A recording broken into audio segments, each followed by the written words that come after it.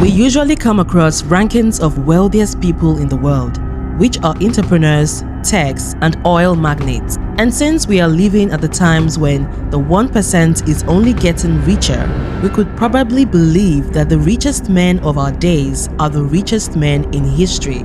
But that is not true, as many historians and scholars believe that the 14th century king of Mali, Mansa Musa, is the richest man in history. How did Mansa Musa become the richest man in history? Watch this video till the end to find out.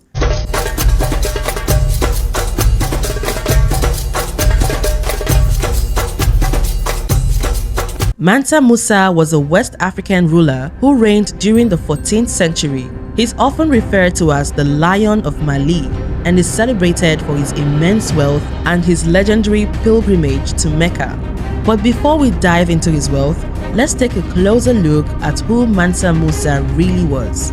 Mansa Musa, Musa I of Mali, was the ruler of the Kingdom of Mali from 1312 CE to 1337 CE. During his reign, Mali was one of the richest kingdoms of Africa, and Mansa Musa was among the richest individuals in the world. The ancient Kingdom of Mali spread across parts of modern-day Mali, Senegal, the Gambia, Guinea, Niger, Nigeria, Chad, Mauritania, and Burkina Faso.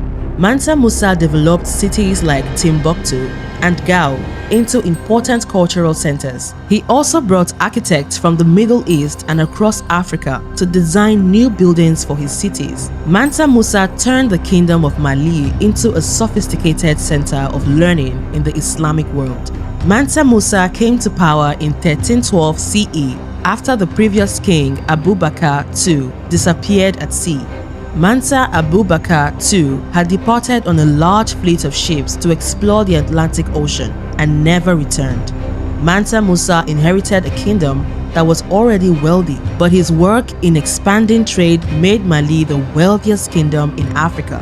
His riches came from mining significant salt and gold deposits in the Mali kingdom. Elephant ivory was another major source of wealth. Mali also enjoyed a large supply of salt and copper, which was extracted through slave labor, essentially making the Mali Empire a slave-owner state. With Europe still short of its global appeal and power of the Roman period, the major trade partners of Mali were the Middle Eastern trade cities and states. This was the context to which Musa came to power. He was initially a deputy of the Emperor Muhammad ibn Qu. Others dispute that it was Abu Bakr II who dreamed of finding new lands across the Atlantic. Sometime around 1311, he embarked on the expedition with 2,000 ships and left, leaving the reign to his deputy, Musa, who became Mansa, since Muhammad ibn Qu never returned. Musa was no outsider to the Malian elites, as he was coming from the line of Sundiata Keita, the founder of the Mali Empire. He knew Arabic and was a devout Muslim. Mansa Musa is said to have expanded the trade network of the Mali Empire, making the country and him personally as a Mansa even wealthier. But while Mali and Mansa Musa were very rich, sub-Saharan Africa was not really known much to the European and Middle Eastern people. Whether out of religious duty or as a campaign to demonstrate his and Mali's power and wealth. When Mansa Musa went on a pilgrimage to Mecca in 1324 CE, his journey through Egypt caused quite a stir.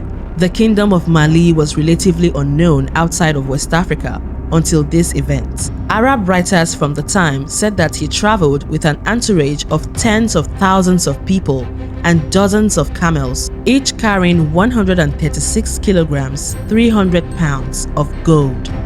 A massive golden tent city moving through the desert. This was going to catch the attention of rulers of states through which Mansa Musa's procession was going. There was an interesting episode to Musa's visit to Cairo in 1324. According to Al-Umari, the Mamluk Sultan Al-Malik An-Nasir sent his envoy to invite Mansa Musa to his palace. The Malian king initially refused to state that the sole purpose of his travel was the holy pilgrimage and nothing else.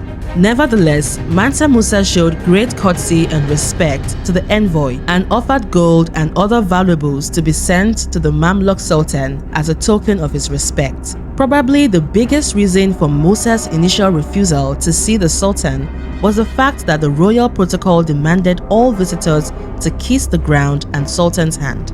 Finally, Mansa Musa gave up and agreed to meet the Sultan after long persuasion. When the moment of kneeling and kissing the ground came, he said, "I make obeisance to Allah who created me," and kissed the ground, managing to avoid disrespecting his host while also refusing to accept the Mamluk Sultan as his superior. Mansa Musa flooded the Sultan, his court, the city of Cairo and its poor with gold. So much gold that this most valuable commodity of that age had seen the decrease of its price due to high supply, causing an economic crisis in Egypt for over a decade. Overall, Musa's generosity during the pilgrimage actually hurt the region of the Middle East economically. The US-based technology company Smart Asset website estimates that due to the depreciation of gold, Mansa Musa's pilgrimage led to about 1.5 billion of economic losses across the Middle East. Some state that when Mansa Musa found out about the impact of his travel through Egypt, he tried to remove as much gold as possible from circulation in Egypt by buying the very gold he generously gifted to the people there. Mansa Musa gave away so much of the Malian gold that the local griots are unhappy with him. He gave up so much Malian gold along the way that griots do not like to praise him in their songs because they think he wasted local resources outside the empire. But despite inadvertently causing an economic crisis in the Middle East, Mansa Musa managed to bring Mali to the attention of the Middle Eastern and European countries by demonstrating the immense wealth of his realm during the pilgrimage. Probably that is why there are more sources and information on Musa's post-pilgrimage reign. During Musa's reign, the Mali Empire expanded. On the way back from the pilgrimage in 1325, he added the region of Gao with an important trading city of Timbuktu into the empire. But sources do not really inform us on how it happened. Regardless of how it happened, Timbuktu became an important part of Mansa Musa's realm. Mali's wealth allowed Musa to embark on a massive construction effort throughout the empire, particularly Timbuktu. During Mansa Musa's reign, the world's famous Jingoreba Mosque, which was built from mud brick and wood and is still standing, was constructed in Timbuktu. Another important construction project was the University of Sankore of the Sankore Madrasa, which became one of the greatest cities of Islamic learning in the world. Astronomy, religion, medicine, law, and other disciplines were taught there. It is said that Musa brought scholars on the way back from the pilgrimage who helped to establish the academic foundation of this university. Mansa Musa's impact made his empire known to Europe and the Middle East. In 1375, the Catalan Atlas map added the Mali Empire with a drawing of an African king sitting on the golden throne in Timbuktu with a piece of gold in his hand. Mansa Musa died in 1337 and was succeeded by his sons. His skillful administration left his empire well off at the time of his death, but eventually the empire fell apart.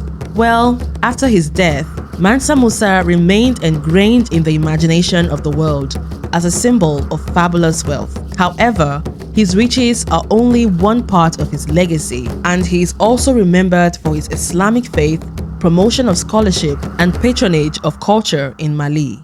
If you found this video interesting, be sure to give it a thumbs up and share it with your friends. And if you want more fascinating stories from history, subscribe to Historical Africa for more informative content. Thanks for watching, and we'll see you in the next video.